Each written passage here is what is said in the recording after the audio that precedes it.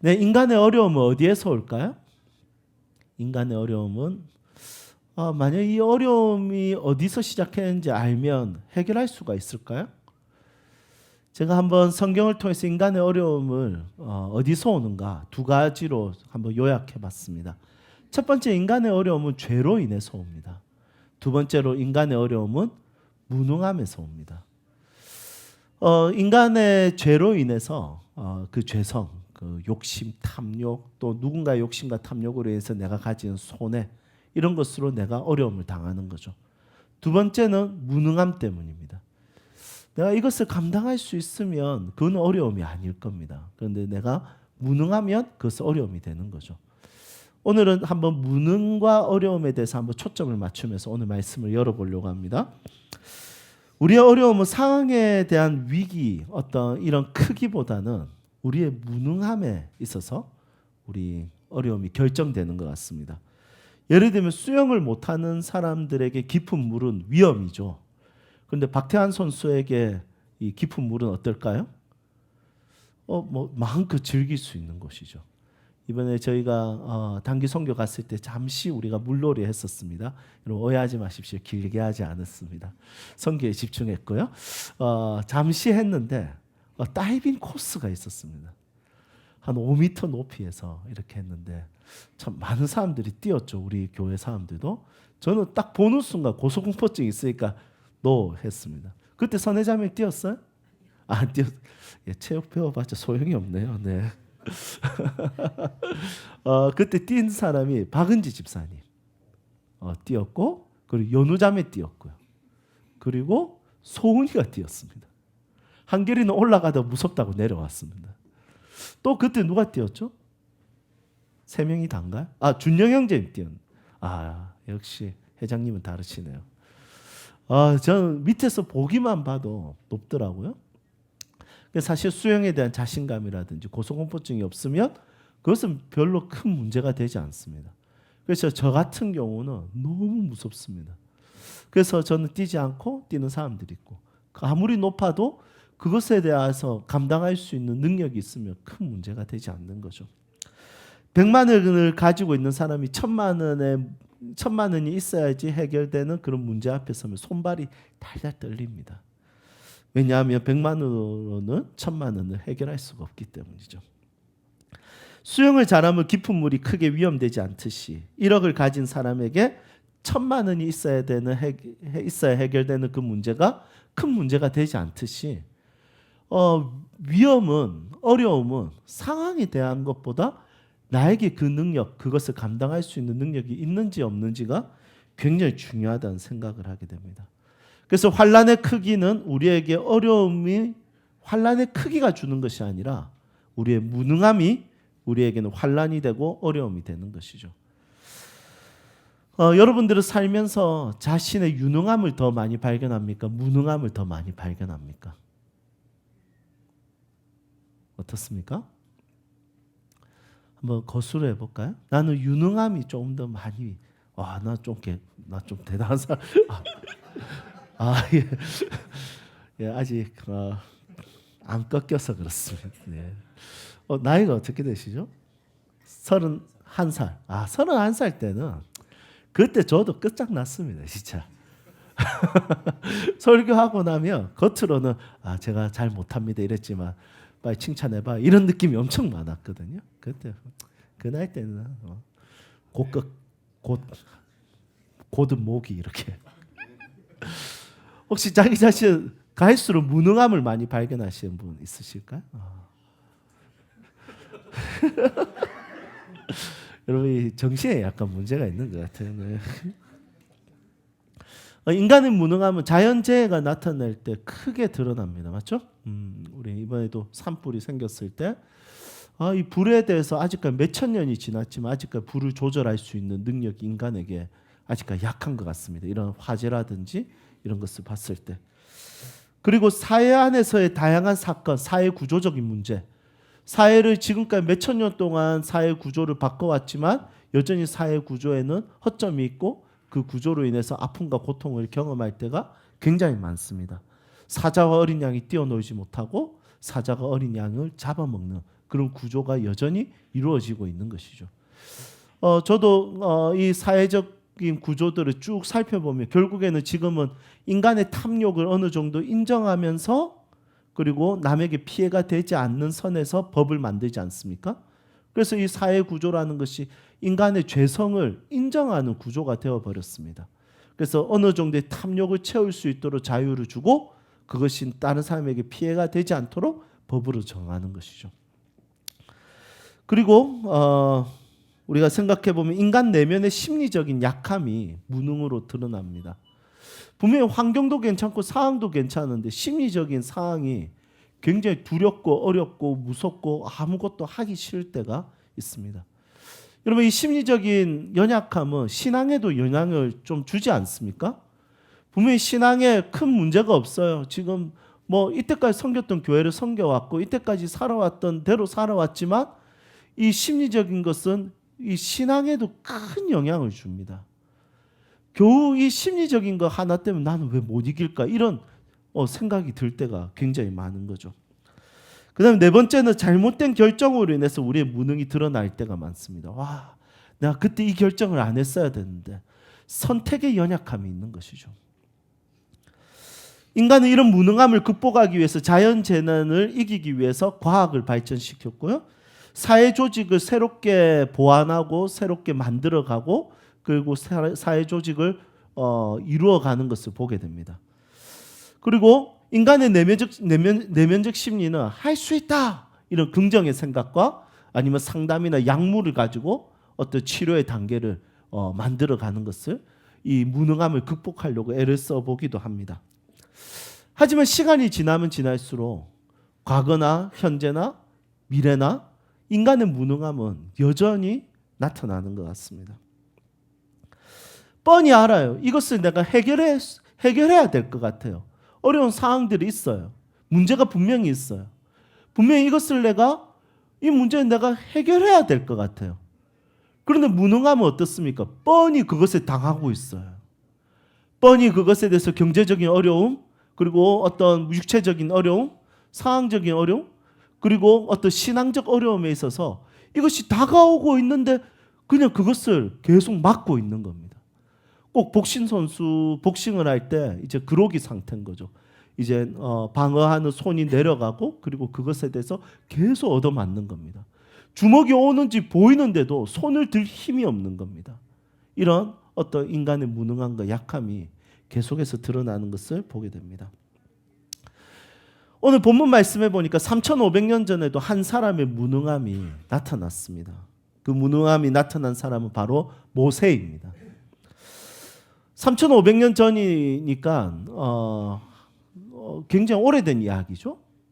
그 오래된 이야기에도 인간의 무능함이 나타나고요. 그리고 3,500년이 지난 지금도 인간의 무능함은 끝나지 않았고 여전히 우리의 삶에서 우리가 경험하고 체험되어진다는 것이 참 성경이 진리라는 생각을 많이 하게 됩니다. 인간의 본질적인 것에 대해서 어떤 스토리와 내러티브와 이야기를 가지고 인간의 본질적인 최악의 모습을 성경은 우리에게 소개하고 있다는 것이죠. 여러분 이 모세는 대단한 사람으로 우리는 기억하고 있습니다. 약 3,500년 전에 약 240만 명이나 되는 그 노예들을 이집트에서 해방시켜 줍니다. 그리고 아무것도 없는 사막에서 40년 동안 이들을 리드하면서 이들을 지도했던 지도자였습니다. 이 사람은 너무 대단한 사람으로 우리가 기억하고 있지만 오늘 본문 말씀해 보니까 하나님의 부르심에 있어서 이 모세는 굉장히 낙심적이고 절망적이고 자존감이 완전히 낮아진 것 같습니다. 하나님께서 이 모세를 부르실 때 모세의 상황은 겸손이 아니라 자존감이 꺾인 것으로 보일 수 있습니다. 여러분 겸손과 자존감은 좀 다르지 않습니까? 저도 우리 요한 형제처럼 20, 30대는 너무 교만했죠. 예, 진짜 교만 그 자체였습니다. 이름이 그냥 이교만이었습니다. 교만 그 자체였고 아내한테 이렇게 이야기해요. 오늘 내 설교 어땠어? 이렇게 물어보면 아내가 또 그럴 때 또 열정을 가지고 피드백을 또 정확하게 해주려고 해요. 오빠 이게 문제였고 이게 문제였고 이게 문제였고. 그러면 여러분 제가 물어봤으면 잘 들어야 되지 않겠습니까? 그리고 고쳐야 되는데 그날은 그냥 삐지게 됩니다. 네가 해봐라 이러면서. 여러분 사람이 진짜 웃깁니다. 여러분 설교 어땠어? 이 말은 지금부터 나에 대해서 칭찬해봐 이 뜻이잖아요. 그런데 아내는 이제 눈치도 없이 또 바리새인 기질도 있으니까 그때부터 이제 고신 출신이니까 계속 이제 오빠 눈빛이 이상하면 옷은 그따구 뭐 왜 이렇게 막 자꾸 이야기야. 쉽지 않습니다. 여러분 그때는 교만했기 때문에 진짜 그때는 자존심이 확 상했습니다. 그런데 지금은 자존심이 상하는 게 아니라 자존감이 꺾이더라고요. 자존심도 지킬 게 있어야지 이게 지키잖아요. 그런데 지금은 이제 자존심이 뭐고 아무것도 없습니다. 시간이 지나면 지날수록 무능함을 너무 많이 발견하게 됩니다.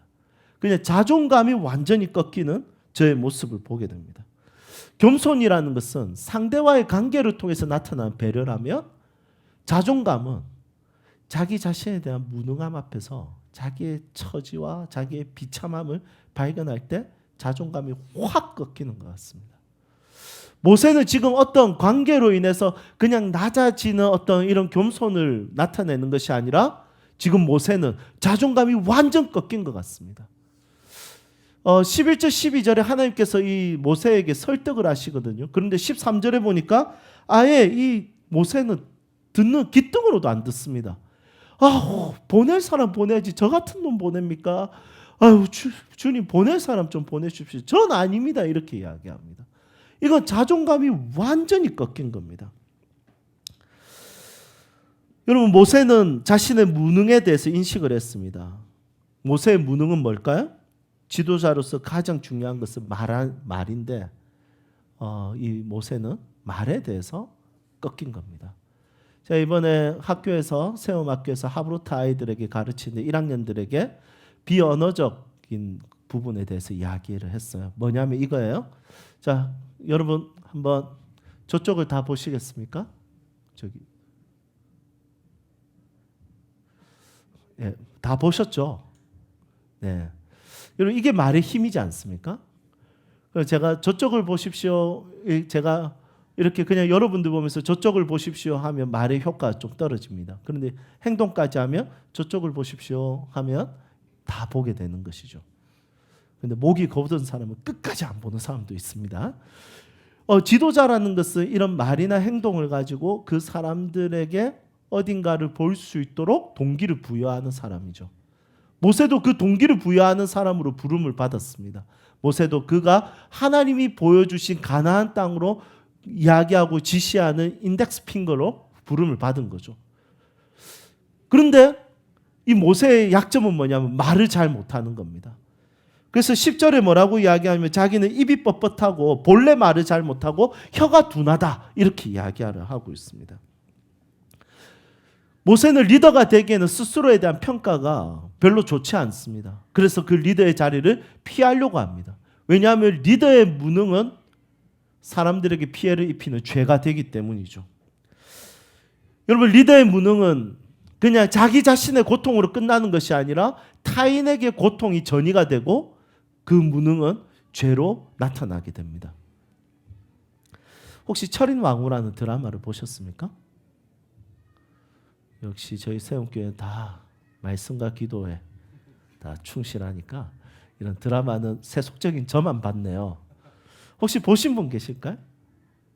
진짜 아무도 안 저만 손 들었죠. 옛날 겁니까? 그렇게 옛날 몇 년 한 2, 3년 된 것 같은데 몰라요? 철인 왕후 철인 28호 아닙니다. 누구 신했었나? 보셨습니까? 저의 동역자시군요. 예, 저의 아론이십니다. 네. 재밌죠? 그거 참 유쾌하고 좀 재밌습니다. 그런데 약간 이 조선의 철종왕을 조선 후기죠. 철종왕에 대한 이야기를 하면서 그의 아내 철인 왕후에 대한 이야기를 이렇게 픽션으로 해석했는데 너무 역사적인 왜곡이 좀 많아요. 하지만 재밌어요. 여러분 드라마를 너무 진지하게 보면 위험합니다. 드라마는 역사책이 아니라 그냥 드라마일 뿐입니다. 그래서 저도 그 드라마를 참 역사 드라마 거의 다 보기 때문에 또 제가 역사 선생님이지 않습니까? 그래서 제가 그걸 보면서 이제 철종에 대한 설명을 더 잘해주기 위해서 핑계입니다. 그냥 재밌어서 봤는데 그 보면서 이제 제 마음에 딱 꽂혔던 대사가 있습니다. 이 철인 왕후를 보면 이 왕후를 독살하려고 했던 주변에 신하들이 있었는데 이 약을 먹으려고 할 때 이 약을 못 먹도록 그 어린 꼬마 나인이 그 약을 탁 걷어치웁니다. 그래서 이 왕후가 살았죠. 그리고 정치적인 게 좀 그렇지 않습니까? 기침 좀 해도 이렇게 마구니가 꼈다면서 이렇게 죽이는 것이 정치이지 않습니까? 그러니까 이 아이가 죽게 되는 것입니다. 그래서 이제 사형을 당하는데 이 왕비가 자기의 남편에게 절대로 죽이면 안 된다고, 곧 나를 살려줬다고, 이 아이를 절대로 죽이면 안 되고 살려줘야 된다고 했는데 결국에는 이 아이가 시신처럼 어디에 눕혀져 있고 그 위에 뭔가를 덮여져 있습니다. 이 아이는 죽었을까요? 살았을까요? 스포는 제가 말하지 않도록 하겠습니다. 어쨌든 이 왕비가 봤을 때 얘가 죽은 거예요. 왕후가 봤을 때는. 그런데 이 죽었는데 너무 슬픈 거예요. 고통스러운 거예요. 마음이 아픈 거예요. 그래서 자기의 남편한테 딱 한마디 하는 거예요. 남편이 어쩔 수 없는 것처럼 딱 보이는데 이 왕비가 뭐라고 하냐면 무능한 건 죄야. 이런 어린아이 하나 지킬 힘이 없다는 건 왕으로서 죄야. 이렇게 이야기합니다.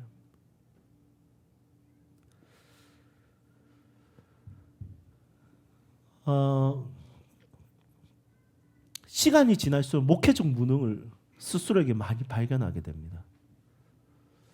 이 사람의 어려움이 보이고 이 사람의 아픔이 보이고 이 사람의 고통이 보이고 이 사람의 연약함이 보이는데 그렇게 어려워하는 것 가정을 보이는데 할 게 없어요. 할 수 있는 것이 없습니다. 그럴 때마다 무능함을 발견하게 됩니다. 우리 결혼하신 분들은 가장으로서 가정에 여러 가지 위기와 어려움이 왔을 때 진짜 할 게 없을 때가 있지 않습니까? 내 자녀를 위해서, 나의 아이를 위해서 할 게 없을 때 있습니다. 여러분, 그럴 때 무능함을 발견할 때 그냥 내 혼자만의 고통에서 끝이 나는 것이 아니라 이것이 누군가에게 피해가 되고 어려움이 되면 이것이 죄가 되기 때문에 리더의 무능의 죄다, 이 말이 스스로에게 굉장히 큰 어려움으로 다가올 때가 있다는 것입니다. 여러분, 저도 목회를 해보니까 할 게 없어요. 할 게. 이 사람하고 저 사람하고 싸웠는데 할 게 없어요. 여러분, 제가 그때 누구 편을 들어야 될까요?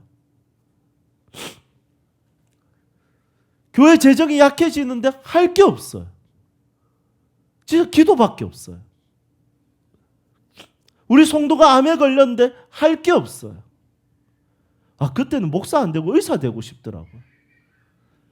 그런데 목사라는 것 때문에 할 게 없더라고요. 할 게 없을 때, 무능함을 발견할 때 기도하면 좀 나으면 좋겠는데 또 낫지도 않고, 기도하면 해결되면 되는데 해결되지도 않고, 기도의 영적 무능함과 육체적 무능함과 경제적 무능함이 발견되어질 때는 너무 낙심이 되고 어려운 것입니다.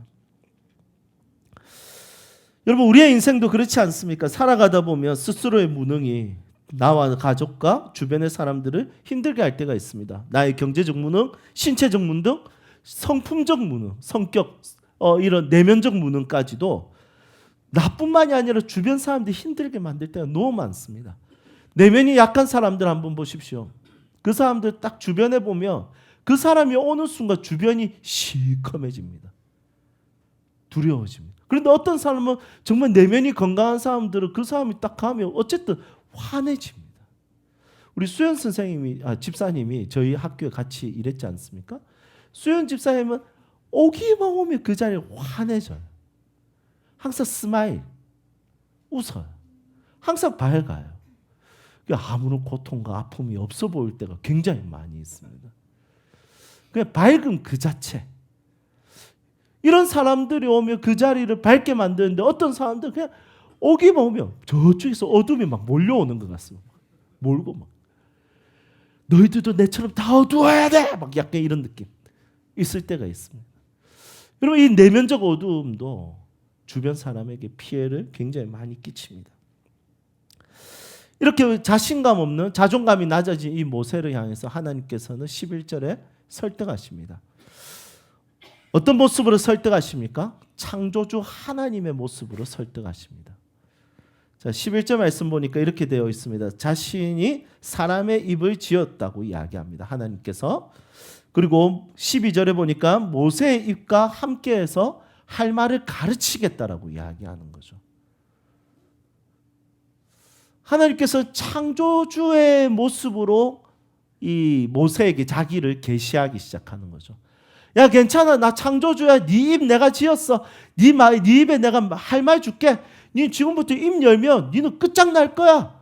너는 이제 네 입을 열면 그 입을 닫게 할 자가 없을 거야. 내가 네 입을 열게 하겠어. 모든 사람들이 네 입에 귀를 기울일 것이고 네 말에 귀를 기울이게 될 것이야. 걱정하지 마. 그거 내가 지었고 내가 그거 내가 너와 함께 할게. 이렇게 창조주의 모습으로 이 모세에게 계시하시는 거죠.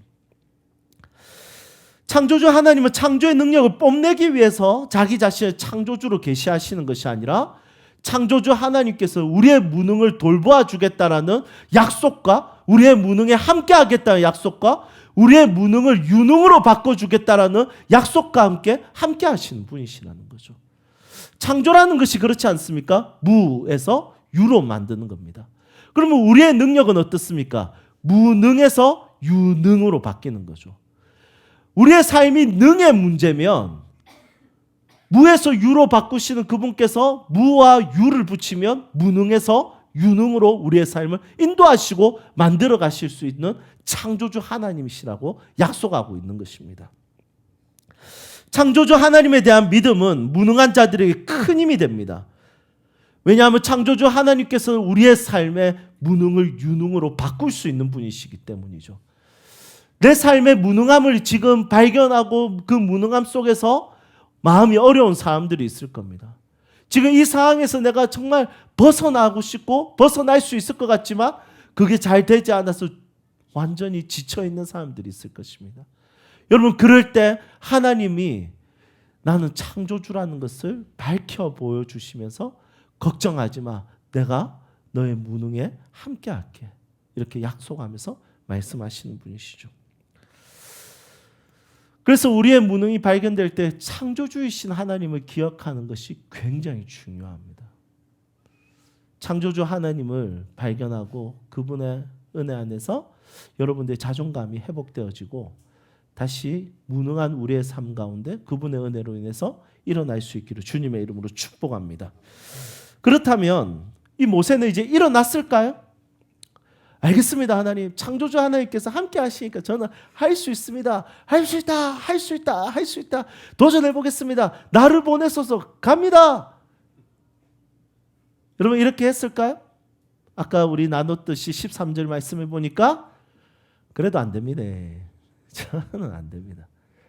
저는 보낼 만한 자가 아닙니다. 하나님이 창조주이셔도 저는 안 됩니다. 하나님 저 말고 보낼 만한 자 보내십시오. 여러분 이렇게 이야기합니다. 이 완전 자존감이 엉망진창인 거예요. 꺾인 거예요. 여러분 그럴 때 하나님의 반응이 어땠습니까? 우리 14절 말씀 한번 볼까요? 하나님의 반응이 어떻는지. 어떻습니까? 예, 노하여 이렇게 하나님 지금 화가 지금 잔뜩 나신 겁니다. 여러분 이 노하다라는 것이 히브리어로 아프라는 단어를 쓰거든요. 이 아프라는 단어는 여러분 이 히브리 사상이 우리나라도 좀 비슷한 것 같아요. 전 세계적으로 이 화를 표현할 때 만화를 그리거나 이럴 때 이게 거의 비슷한 것 같아요. 나라들마다 이미 지금 우리가 보는 만화라든지 이런 게 똑같이 나타나는 때가 많거든요. 그림을 그릴 때 이 아프라는 단어 무슨 뜻이냐? 콧김이라는 뜻이에요. 콧김. 그러니까 화가 날 때 우리 막 만화 그릴 때 코에서 막 김 이렇게 내지 않습니까? 하나님께서 지금 분에 차가지고 분을 못 이겨. 이 다시 말해봐라. 뭐랬노? 지금 이 상태인 거예요. 지금 열받으신 아프 나 지금 화났어. 이 상태인 거예요 지금. 그리고 하나님께서 어떻게 하냐면 됐다 시끄럽다 그냥 가라 이렇게 하시는 것이 아니라 2차 설득을 들어갑니다. 진짜 나 이걸 진짜 진짜 뒷골 나 창조주 이 그럼 따라가 진짜 열받아 가라 좀 이게 아니라 이제 2차 설득에 들어가는 거죠. 어떻게 들어갑니까? 네 형 있지? 예. 네 형 말 잘하는 거 알지? 그 말 잘한다. 네 만나게 될 거야. 그 형이 너의 스피커가 될 거야. 이렇게 하나님은 2차 설득에 들어가시는 분이죠. 여러분 하나님은 자신의 화가 딱 났을 때 여러분 다른 성경에 보면 하나님께서 쓸어버리는 장면들이 많잖아요. 그런데 하나님께서 지금 모세를 됐다 네 없으면 사람이 없네 240만 명이 되는데 됐다 그냥 내가 전능자인데 아무나 쓰면 되지 하면서 모세를 쓸어버려 그냥 죽어라 이 자식아 이러면서 이렇게 하는 것이 아니라 하나님께서는 끝까지 이 모세를 설득시키는 형 있지? 걔 말 잘해? 너 그 사람 만나게 될 거야. 여기서 만나다는 것은 히브리어로 우연이라는 말이 있어요. 우연히 만나게 될 거야. 그렇지만 기억해 그 사람을 통해서 그 사람이 너의 형의 너의 스피커가 될 거야 이렇게 이야기합니다. 여러분 이 말씀이 참 은혜가 됩니다. 하나님께서 창조주 하나님에 대해서 자기 계시를 하고 그럼 모세는 하나님을 믿고 이제 도전받고 용기를 내야 되는데 그래도 못하겠습니다. 저 진짜 힘듭니다. 이렇게 했을 때 믿음 없는 놈 니는 그냥 지옥이나 가라 이러면서 그냥 보내버리는 것이 아니라 하나님께서 끝까지 모세를 설득하게 할 때 자기 계시를 뛰어넘어서 이 사람이 설득받을 수 있도록 사람을 붙여주고 사람을 채워주는 거예요. 창조주 하나님께서 일하시는 방식이 결국에는 설득했을 때 그래도 못 알아들으면 끝까지 이 사람을 설득하는 방법이 사람을 통해서 채워주고 그 사람을 통해서 이 사람을 세워가고 이끌어가고 세워가신다는 것입니다. 여러분 이게 하나님의 멋짐인 거죠. 우리의 만남에는 우연이 없습니다. 믿으세요? 우리의 만남은 하나님께서 서로가 서로를 채워주라고 만나게 하신 것입니다. 우리의 만남이 우연이 아닌 이유는 서로가 서로를 채워줄 수 있는 만남이 될 때 우연이 아니라는 거예요. 우리의 만남을 통해서 서로의 내면적인 문제 아니면 서로의 능력적인 문제, 경제적인 문제, 육체적인 문제, 심리적인 문제를 채워주라는 겁니다. 여러분 교회 안에는 목사를 대신할 스피커들이 필요합니다. 목사 한 사람의 스피커로는 여러분이 하나님의 뜻을 나라를 다 이룰 수 없습니다. 목사를 위한 아론과 같은 스피커가 필요합니다. 여러분 교회는 성도들에게 어떤 문제와 어려움이 닥칠 때 그 성도들을 위해서 기도해주는 목회자들의 스피커, 목회자가 하나님 앞에서 스피커가 되어서 하나님 우리 성도가 이것 때문에 힘들어합니다. 어려워합니다. 지쳐갑니다. 하나님이 도와주십시오라고 스피커로 하나님 앞에 나아갈 필요가 있는 것입니다. 우리 모두는 열방을 위한 스피커가 되어야 되고 우리는 열방을 위해서 하나님 앞에 기도하는 스피커가 되어야 되고 이 땅에 가난한 자와 소외된 자를 위한 스피커가 되어야 됩니다.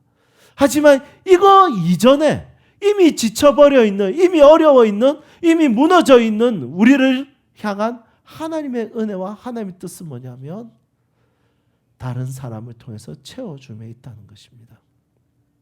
어떻게든 우리를 세우시기 위해서 하나님은 그렇게라도 우리를 설득해서라도 우리를 모세처럼 세워가시는 분이십니다. 하나님께서 노하여 쓸어버리는 사람들이 있고요. 하나님께서 그래도 끝까지 붙들고 설득시키는 사람들이 있는 거죠. 우리의 삶 가운데 여전히 하나님께서는 우리를 향해서 자기 자신을 계시하기도 하고 누군가를 만나서 채워줌으로 하나님께서는 우리를 끝까지 세우기를 원하시는 분이십니다. 여러분, 우리의 모든 만남에는 우연이 없습니다. 우리의 모든 만남에는 서로가 서로를 채우라고 하나님께서 주신 약속입니다. 창조주 하나님의 일하는 방식이 여러분들의 삶에 좀 나타났으면 좋겠습니다. 누군가에게 여러분들이 채워줄 수 있는 사람이 되고, 또 누군가가 여러분들의 결핍을 채워주는 것을 경험할 수 있기를, 그리고 힘을 내고 용기를 낼 수 있기를 소망합니다. 저도 여러분들을 위해서 하나님 앞에 기도하는 스피커가 되겠습니다. 하나님, 우리 성도들 붙들어 주십시오. 힘내게 해주십시오. 용기 나게 해주십시오. 이렇게 기도하고 싶습니다. 여러분 힘내십시오. 우리 같이 찬양할까요?